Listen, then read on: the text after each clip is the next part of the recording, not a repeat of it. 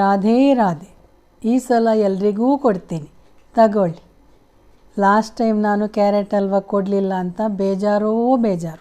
ನಾ ಕೊಡೋಕ್ಕಿಲ್ಲ ಅಂತ ಹೇಳಿದ್ದಕ್ಕೆ ಕೋಪ ಬಂತು ನಮ್ಮ ಸಿಂಹಿಣಿಗೆ.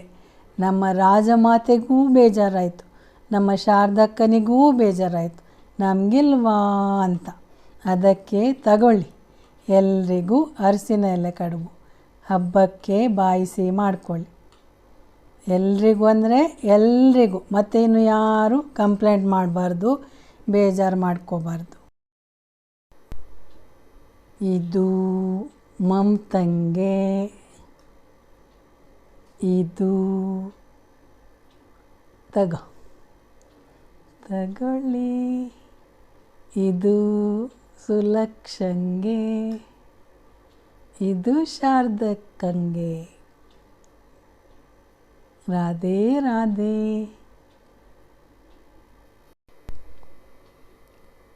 ವಾಪಸ್ ಇಡ್ಲಿ ಮಾಡ್ತಾ ಇದೆಯಾ? ಇಲ್ಲ, ಇದು ಅರಸಿನ ಎಲೆ ಕಡುಬು. ಇವತ್ತು ನಾಗರ ಪಂಚಮಿ ಅಲ್ವಾ, ಮಾಡೋಣ ಅಂತ. ಹೌದಾ?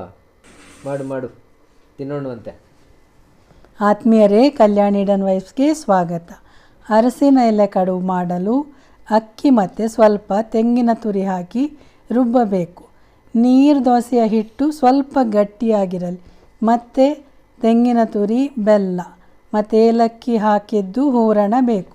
ಇದಕ್ಕೆ ಬೆಲ್ಲದ ಪಾಕನೂ ಮಾಡ್ತಾರೆ, ಮಾಡದಿದ್ದರೂ ನಡೆಯುತ್ತೆ.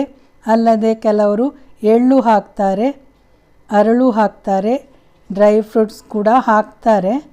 ಈಗ ಅರಸಿನ ಎಲೆ ಮೇಲೆ ರುಬ್ಬಿದ ಹಿಟ್ಟು ಸ್ಪ್ರೆಡ್ ಮಾಡಿ ಮಧ್ಯದಲ್ಲಿ ಬೆಲ್ಲ, ಕಾಯಿ ತುರಿ ಹಾಕಿ ಹೀಗೆ ಮಡಚಿಟ್ಟು ಇಡ್ಲಿ ಪಾತ್ರೆಯಲ್ಲಿಟ್ಟು ಬೇಯಿಸಬೇಕು. 20 ನಿಮಿಷ ಬೇಯಿಸಬೇಕು. ಅದು ಗೊತ್ತಾಗುತ್ತೆ ಬೆಂದಿದೆಯಾ ಇಲ್ವಾ ಅಂತ. ಎಲೆ ಬಿಚ್ಚಿದ್ರೆ ಬೆಂದಿದೆ ಅಂತ ಅರ್ಥ. ಅದಕ್ಕೆ ತುಪ್ಪ ಹಾಕಿ ತಿನ್ಬೋದು, ತುಪ್ಪ ಹಾಕದಿದ್ರೂ ಚೆನ್ನಾಗಿ ಇರುತ್ತೆ.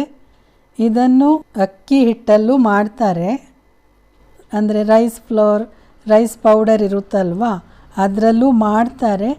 ಮೈದಾ, ಗೋಧಿ ಹಿಟ್ಟಲ್ಲೂ ಮಾಡ್ಬೋದು, ಅಲ್ಲದೆ ಬಾಳೆ ಎಲೆಯಲ್ಲೂ ಮಾಡ್ತಾರೆ. ಹೇಗೆ ಬೇಕಾದರೂ ಮಡಚಿಡ್ಬೋದು, ಅರ್ಧಕ್ಕೆ ಮಡಚ್ಬೋದು, ಸುರುಳಿಯಾಗಿ ಮಾಡ್ತಾರೆ.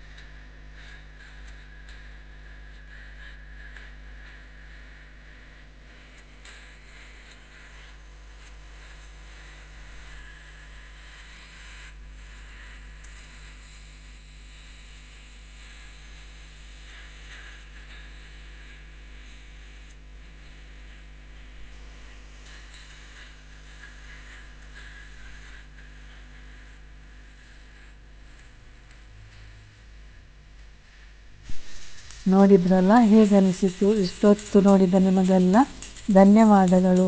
ಮುಂದಿನ ವಿಡಿಯೋದಲ್ಲಿ ಸಿಗೋಣ. ನಮಸ್ಕಾರ. Radhe Radhe. Hare Krishna. Thanks for watching.